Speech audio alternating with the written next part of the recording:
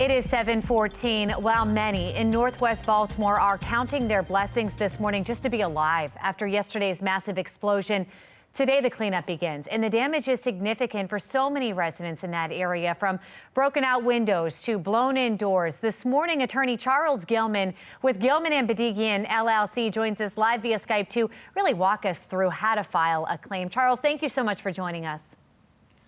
Thank you for having me, Megan. It's always a pleasure. Sorry it's under these circumstances. Exactly. So many people either having property damage or even injuries to themselves. How do you know if you're eligible to even begin the filing of a claim? Well, you don't need to know if you're eligible to file the claim. If you have an injury or a loss, property loss, you should file a claim. And then once the claim is filed, figure out if you're eligible, because, a lot of times you're eligible to file a claim, but the homeowner's insurance carrier or somebody will tell you that you're really not eligible.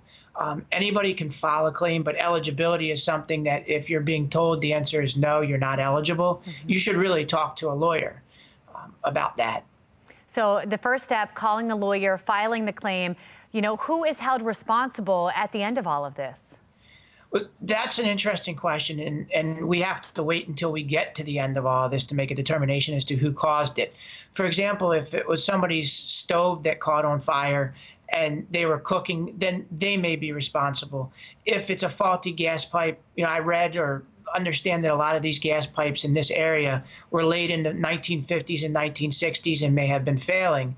So if there's a failure on the end of the utility company is ultimately responsible and liable for all the personal injuries and property damage that were caused. When you're trying to figure out who's responsible, we know sometimes that takes an investigation. That can take time. For those folks who need the money now to put windows back on their house or their homes, how long does it take normally to get reimbursed? Well, if they have homeowners insurance, and most people who have a mortgage in Maryland are going to be